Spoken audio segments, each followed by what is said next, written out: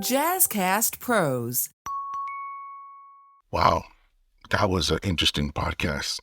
And I hope you guys enjoyed Healthy Illness Podcast Part 1. I'm your host, Ra from Father Torch, welcoming you to Part 2 of the podcast with me and Kelly, where we can come to a conclusion and maybe a solution to maybe what you are going through. Thank you for subscribing. Thank you for listening. Enjoy, and thank you again for coming in.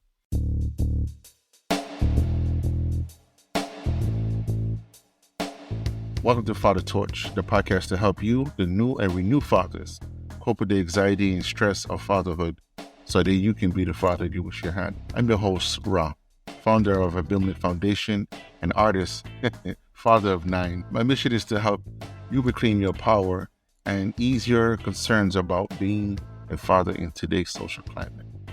I am Kelly Marie. This is a podcast where we learn all about building healthier habits and better relationships while living with a mental health condition. This episode is going to be incredible. I am sitting down with my brother from Jazzcast Pros Network, Father Torch, and we are just having a conversation today. So listen in, take some notes, and let me know what you think in the comments. So how did you start implementing the steps? Like, what did that look like for you? What were some of the ways that you began making and creating those good habits? It was simple as practicing, but it was hard to maintain those practices because it was accustomed to doing different things. For me, several things. One was my art. I like to draw. The art helped me navigate how I felt, how to identify what it is I need to do. So because anger was my thing, I had to embrace the anger versus not use it as a curse. I had to embrace it in a positive sense, of course. I had to reaffirm that. So I would draw out the frustration. I would, the teeth and eyes, and I would do all that. But then I would take that same energy and say, this is what it transitioned to. This is where I want to transition to. So I would do things like affirmations. I would work out. I would do something to combat what I'm feeling. Believe it or not, everyone has their own niche as far as what they receive to be therapeutic to them. I was blessed enough that art was my escape, right? Believe it or not, art and old cartoons, even though they was highly racist, most of them, it's highly racist. It was hilarious to me, right? Because even though it put me back in those times, those are the times I was most comfortable. It wasn't That's real. Wow. I'm watching things like Woody Woodpecker and Tom and Jerry, right? And Bugs and the ones, and when I'm watching, are unfiltered, so they are straight up disrespectful, right? But their concept, their view, everything that was happening was of that time, and I saw things for what they really were. So it helped me to deal with reality as it is. Never mind the colors, but the concept, things that are behind these things, the stereotype, the biases, the racism, the divided community, the together community, right? All these things, all this history, I saw in these old cartoons. Believe it or not, it sounds childish, but these things help me to decipher things, to kind of see for what it is. And I learned to pick up bullshit right away, and I learned to see things for what it is. No fabrication. No, exactly what it is. Now, the part that most of us must pay attention to, am I willing or able to deal with that? And I had to be real with myself about those things, because some people assume go at it all hardcore, right? Just go at it one time. No, it looks simple. It even sounds simple. Like, yeah, just go through it. Now you gotta take your time with that, man. I had to take my time with it, because the minute you bulldoze it, you create more on top of it. It's like breaking down a wall. Yeah, you can run through it and smash it all down, but you create more work for yourself and you hurt yourself. But if I take down panel after panel, and I take my time and moving things, and I vacuum and I sweep, not only I lessen the dust, I lessen the materials flying all over the place, right? And when I'm done, I feel good because I did this, right? I cleaned up, I did this work, and I can admire what the aftermath, what it may be. I had to do this with my children. I had to do this with my relationships. I had to do that with the current relationship. I had to do that with relationship with me. And I mostly had to do it with the relationship with the Most High. I'm not talking about looking in the sky or anything within. I had to look within, do it with me. Be happy with me, fulfilled with me, and that's not easy, because you have some days with, boy, there's some days I try you. Oh my God. You would look at yourself and say, boy, I would burn this bitch down. And you would say that sometimes out loud, sometimes just thinking. But then you have to come back to yourself and say, okay, if you're gonna do this, at least give a reason. And I think that is, well, I was raised similarly to having that realization. My mom's thing was always, and still to this day, there's repercussions for your actions. Whatever the Yeah. action is, like no matter what, there's Yep, repercussions, good or right? bad. Good or bad, Good or bad. Oh my right? gosh, I preach that so bad. And so, like, listen, we'll just sit there and be like, if I punch this person in the face, what would happen? And you would think about it too, like really, really hard, like, Yeah, boy, all the oh scenarios, my all God. the scenarios. hmm Man, and by then I'm not angry by the time I've gone through, the 48 ways this could play out. And I usually, just decide something But else. isn't But it amazing though how fast that goes? Like how fast you're thinking it. Now we saying it right now. It sounds slow, right? It sounds slow, but yeah, it's it's it's microseconds. like, Yeah, yes. microseconds. All those decisions, Yes. microseconds. Because you think I'm this, gonna pick this one. yeah. I'm gonna let you slide on this one. I mean, it is amazing to me how fast those things can go. All that scenario runs you 3 seconds. You already contemplating breaking your neck, punching your face, gouging your eye out. All of it. Just Yep. and if you speak it, you'll be accused of being violent. But I'm not being violent. I'm just telling you what I feel. That doesn't mean just I put the action to it. I just, you know, I mean, there's been times I looked at my children sometimes like, boy, I will field goal you. Just kick off your head to the goal. But it's like I'm not doing that. But That's what I feel like. that's what I feel like right now, right? So That's what I feel like. so the discipline in that now, I mean, sometimes it's heavy. That restraint or that self control can be heavy at times because when you are thinking of a passive mind, I'm not gonna say it right now. I'm gonna hold it in, or I'm gonna just walk away. But you didn't release it. You're still holding on to it. You know what I mean? And then that lingers, right? Oh my God, it becomes like a rotting fruit that's sitting on the table. It just lingers there and it becomes so rotted that you have these annoying damn bugs that you can't kill enough of. It just keep coming around, keep coming around until you clean up that mess, right? Until you wipe it out and clean it, and then eventually they'll die off their own because they have nothing else to feed on. But as long as it's still Right. there, You still got something to they feed keep on. producing more. You get up the next day, it's much more than what's before, and they no Yeah, you longer put out all the traps that you oh want on a little apple cider vinegar dish, like still there. You still have one there. or two. I have one right now that's flying around, and for the last months, I don't know why. I don't even know where it came from, but it's there. But that's how annoying it is. And to be truthfully honest, a lot of us have a lot of pent up aggression or pent up thoughts that we have not released. And we create habits of thinking that we are containing it, but we're not containing it. We are causing more harms than anywhere else. And then when something happens, we go, like you said, that abyss, that darkness, and it's like, why? Now that why becomes a problem. Why me? How come? Why am I doing this? Why am I suffering? All right. And all that why without an answer puts you in another realm. And then now we stuck with the I can't do it because of this, and we start making up reasons versus the actual reason. We make up the reason, Instead of going back to the source, getting that thing, whatever that was, and handling that. and then most of Yeah. us we forget. We actually forget why we even there. Like why I feel this way. Why am I doing this? Because we didn't let go.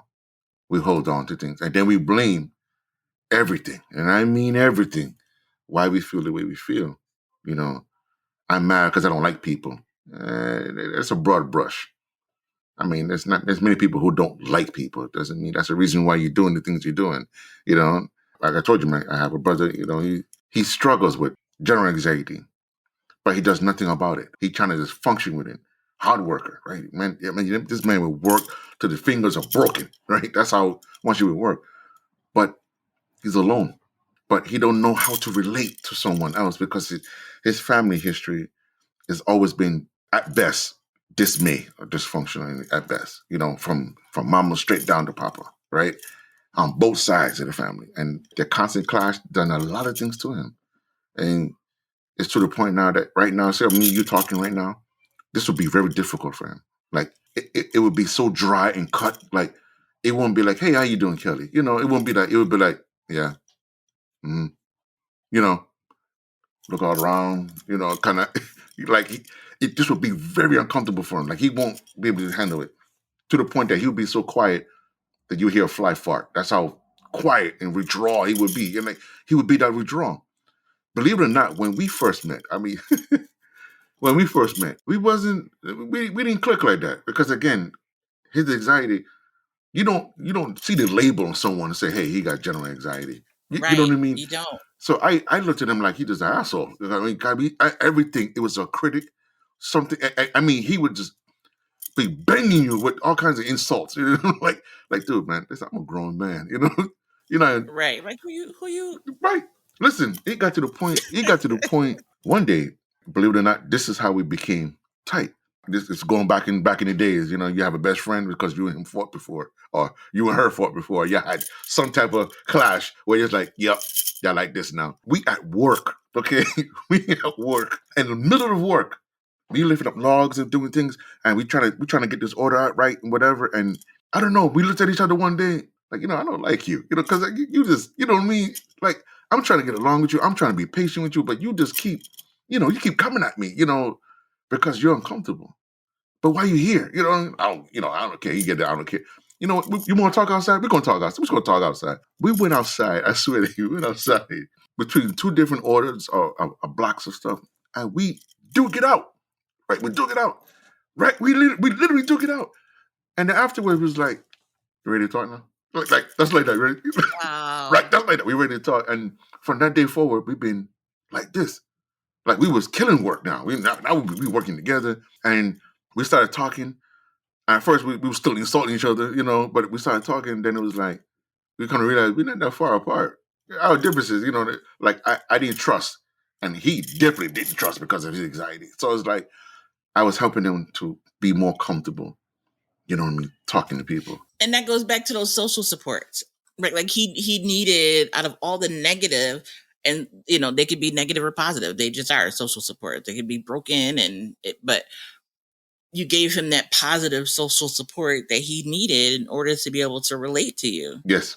Right. And to open up and be himself. And, and it doesn't make the disease or issue condition go away, but it allows some light to shine in. Right. And it's like, when he has one of those moments of joy or moments of light, it's like, listen, in that moment, figure out all of the things. Like, let's take this 5 minutes that you got and make a checklist. Yes. Yeah, and let's figure out all of the things, because the mind is in a better place. Oh yeah, it took me a while to learn it. That's interesting. It took me a while to learn it because the thing is, even though I had him and I was ready, it's like he wanted it. And at first, I'm thinking this guy is manic as hell because he, like he wants to get beat up, like, but they don't even care. Like he don't. I don't know what possessed me to say, what's the issue? Like what is really? Because I mean, me beating the pulse out of you is not really going to solve that problem with you. But at the same time, it's like, what's really happening? You know what I mean? Like, but for so many people, that's how they've been taught to relate, right? Like my ex would say they showed love by arguing. Oh yeah, like, that's not love, right? Like I don't know what was happening, right. But that's not how you show love, right? And so we have to be able to listen and ask the question, like, what's really going on right now? Like, what's happening? Why are you really mad? Because it's not because we're having broccoli for dinner. No. Like, what is really happening with you? Happening. Yes. And it's amazing what we look at as a problem versus someone else looking at a problem. And his problem was with me. Believe it or not, I was too social for him. Like customers will come up, "How you doing, Ra?" I say, "How you doing?" And it seems like I get along with the world.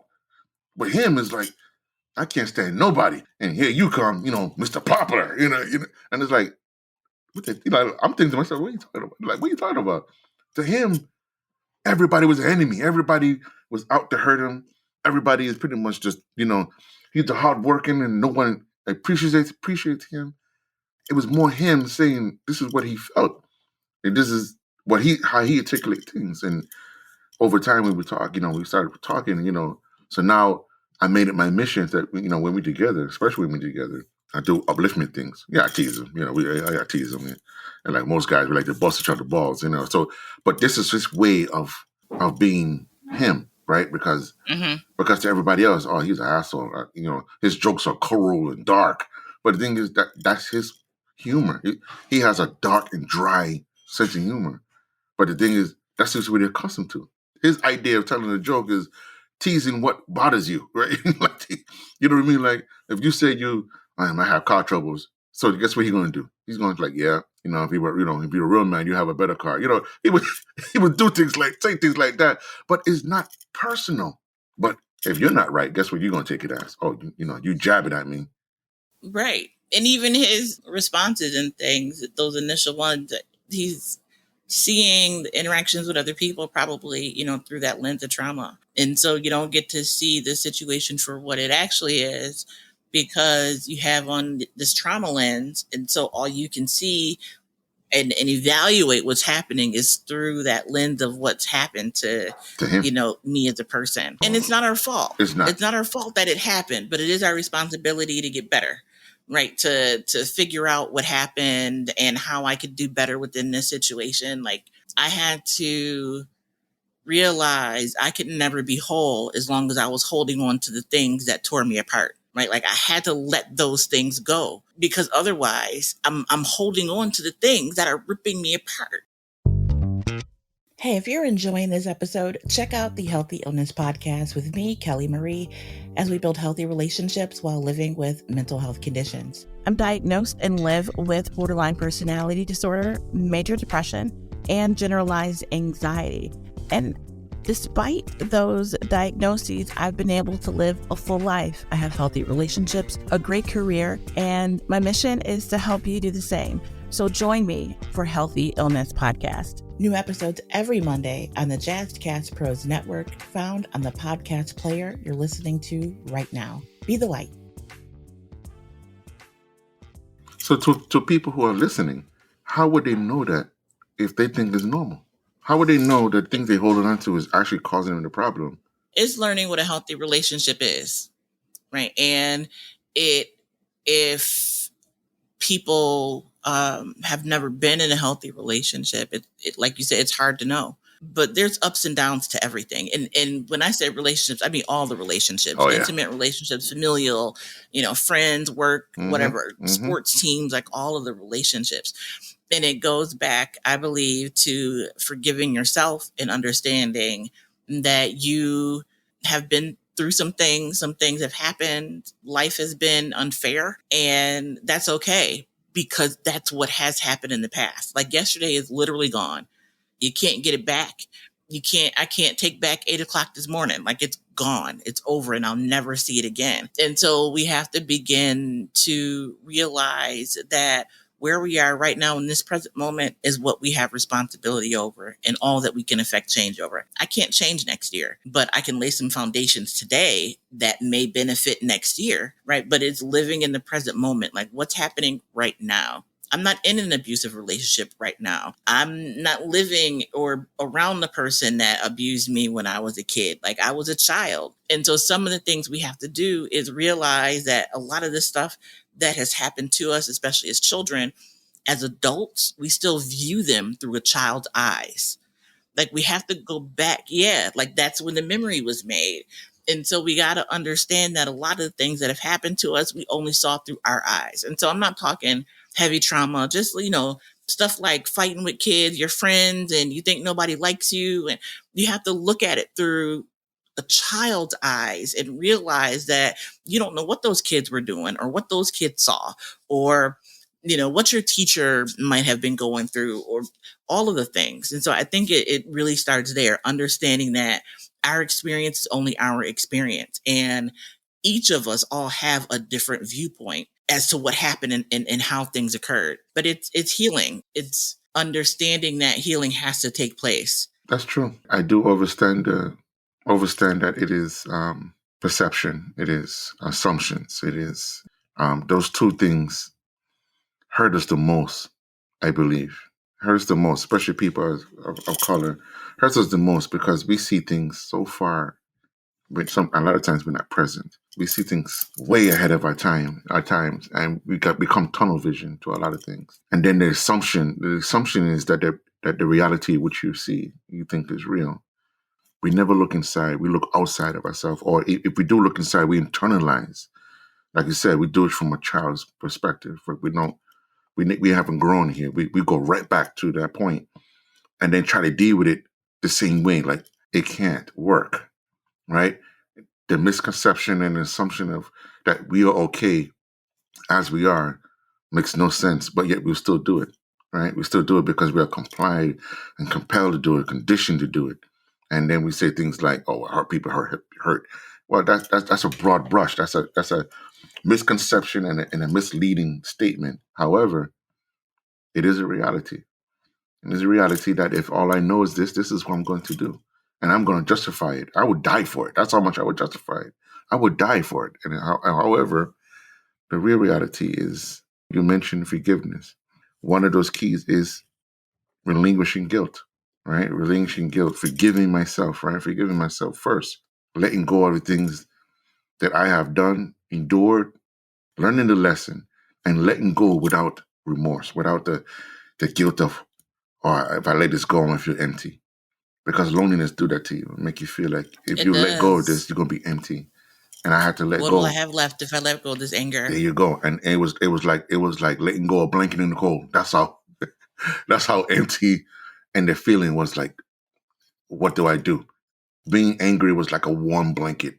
If I let it go, what now? Right? If I let it go, what now? Right? And you know how people just say little things like, well, new situation, new demons or new devils. And it's like, stick to the one you know, right? Lesser evil, those kind of things. And I'm like, all of that right there is telling me to settle and to accept the things that hurt me. And accept what? To accept those things for what? Why am I accepting that? Why would I want to accept that? And again, like you said, why do I have to do that? I don't. But you would tell me to do that because you're lonely. You don't want me to come away from you. You would want me to stay in that misery and stay with you to do these things. And there's so many ways of manipulating that.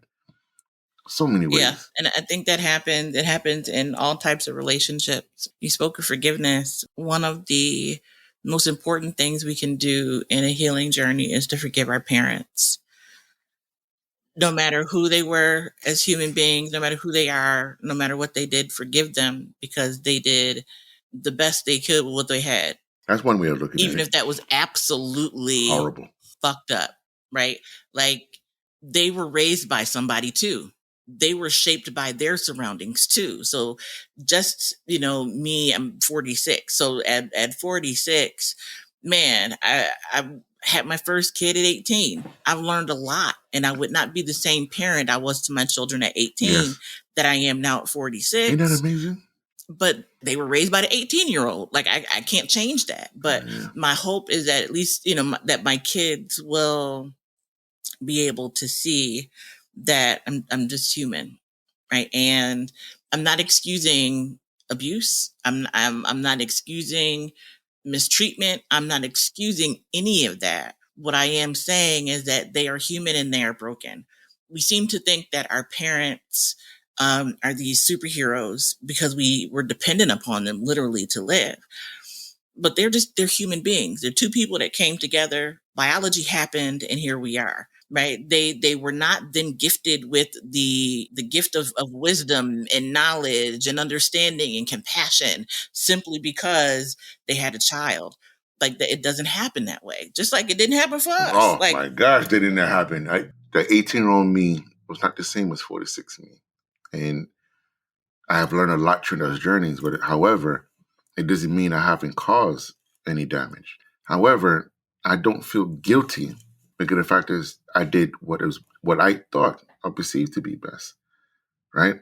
On one hand, I was surviving, and on the other hand, I was trying to provide. But it wasn't what I thought it would be, because the fact is, I was still being too angry about my upbringing and my parents. But going through that, I became empathetic. I became empathetic going through my stages of parenthood and my stages of development and growth, because I look at them now like, wow, what the hell?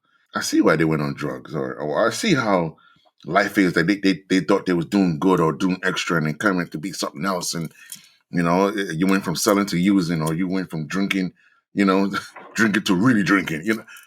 I don't excuse the abuse. I don't excuse the hurt and the painfulness of being in that kind of environment. but I do understand it. And I do overstand the guilt and anxiety, all these things that come into play.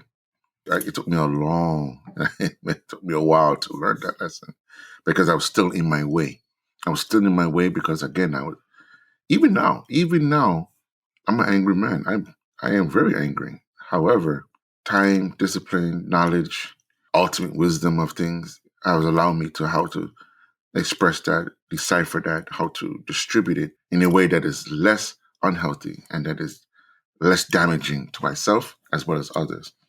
And self-discipline, self-control plays a huge part, as well as being humble and being peace within.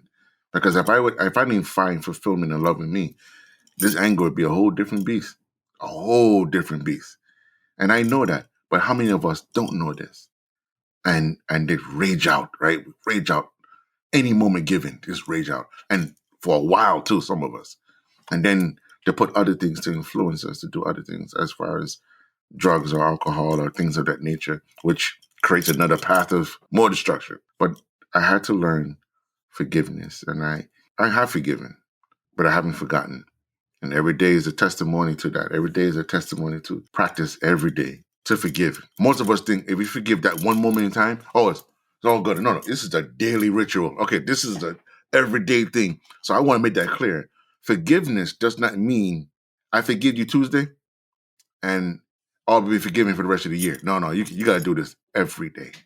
Every day. Because the fact is you don't forget, and the fact is that you remember, you have to do this every day because at any given time, your emotion will strike you and you will react on that. You will react on that emotion. Especially when that person hasn't healed, right? When they're the same person. Oh, yes. And so we don't have to put ourselves in a place, and this has come up, in conversations and working with clients and stuff, like you don't have to put yourself in a place of being abused or in a place of being traumatized or hurt. Like, no, we're not called to be punching bags for anybody, period, right? And so it is okay and necessary for us to forgive in order to move forward and be who we're called to be.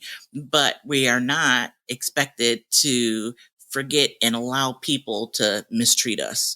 I don't care who it is. It could be a kid. It could be your parent, your significant other. Like it doesn't matter. We are free to create circles and environment of love, of culture, of compassion, of all of the things of joy that feed us and fuel us in moving in a positive direction. We can leave all that other stuff behind us. And so I think sometimes people need permission to walk away from family, especially. They do, because they have a blind loyalty, right? A blind loyalty thinking that it's my mother or it's my uncle. And then we feel obligated because, well, they raised me or, they took me in when no one else took me in.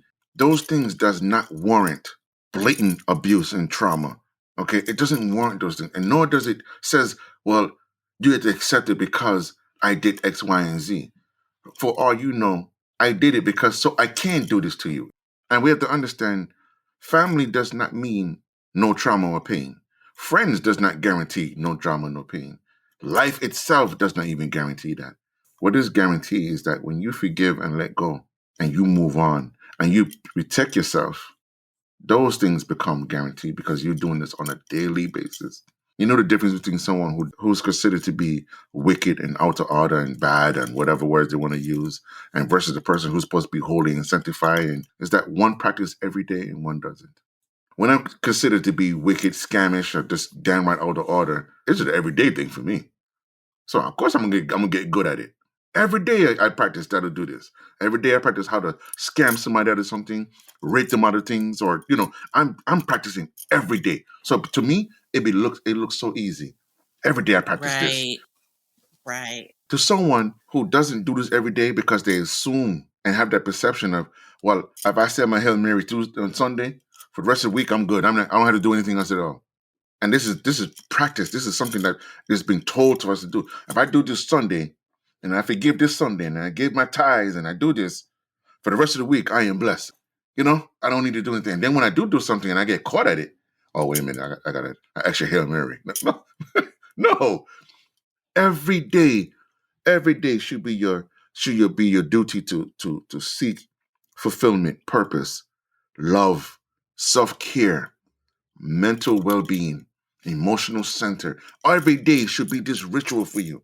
Every day should be a day for you to stretch, get up, give thanks, show proper gratitude for you first, then others. For you first, then others.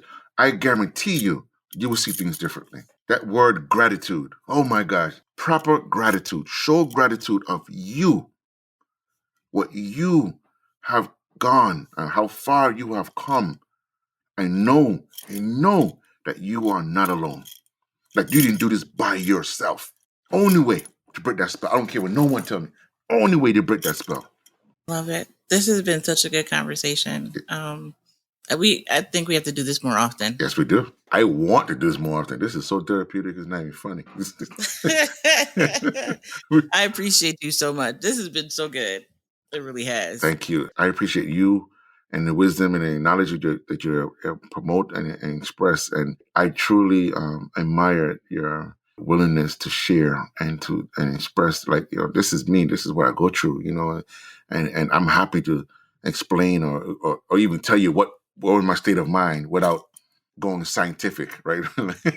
It is plain, but informational and learning. Enough respect due to you for this here. This is why I call you Famous Kelly. You do, and you know what? And that's so funny. I'm gonna think on that for a while. I don't care what no one say. I'm Famous Kelly. Be like, who gave you that name? Well, what happened was I met Ra, and he reminded me that I was famous. Famous Kelly. Famous Kelly, because that's what it is. If you're listening, like, subscribe, and share. Leave us some comments. I know we both are interested in what you're going through and how we can be better at what we do. Like, what topics would you like for us to cover? Parenting, fatherhood, motherhood, life, friends, specific mental health questions, specific parenting and life questions. Like, we're here. So feel free to reach out to us. We are both on Instagram, and you're here in the podcasting platform that you're listening to us right now. You can catch us both on those same platforms. And we appreciate you. And please don't be shy. There's no extreme questions and there's no dumb questions. Just ask. Just ask, reach out. I mean, I don't care how small it is. You won't get no shame from me. You get no shame from us at all. If anything, you would give you more love and we would praise you. Because the fact is, you are seeking help and you are asking to do and to get better. So make this conversation, what you just listened to, make this conversation be something of a changing curve for you. Allow it to manifest. And like knowledge and anything you do in life, allow it to absorb so you can be better comprehend what it is you just received, which is powerful. So I can't wait to go back and listen. I've learned so much, but I know I miss things. Just when you listen to things, I can't wait. When you listen to things, you take it on. Like, you gave me such a flashback on a lot of things, man. I didn't even think about it. Being locked up before, or just when I met my epiphany. When I had these things. This is. Wow, I did not think about those things, but it's not a bad thing. I'm just, wow, like, man. And every so often, I keep coming back to the same door. Do your art. Advocate. Do your art. Advocate. And I was pulled into directions, but then, then it's those echoes, those past echoes that come around. And it says, don't do that. Self-sabotage. Don't worry about that. Just keep doing this right here. You'll be fine. But ain't nothing worse than being alone, suffering with thoughts that you cannot control. And so I want to remind people that you can call 988 on your phone if you need someone to talk to, if you're in crisis or are having thoughts of suicide or hurting yourself or someone else. Please call 988 or go to your nearest emergency room. I stress that you do this and you will be taken care of, and no one will take you as a joke. Understand, I really want to stress, suicide is a real thing. Depression is a real thing. All that we talked about, but it's real. And you're not alone. I understand it doesn't matter. You cannot see suicide no more than you can see depression or wind. But understand that they exist, and this is something that affects you deeply. No matter how natural those thoughts or feelings are, they affect you deeply. So please, use that number. Use whatever services you have with dealing with counseling or therapy. And if you're on medication, I'm not a medication guy, and I can tell you now, it sucks sometimes, but to some degree, a lot of these medications do help. It's very serious suicide, especially amongst children. And I want to stress, especially to my brothers, understand suicide is higher in men than in women. Higher. It's higher in men than in women. Not because the men are more stressed. It's not that. It's that because we don't seek help.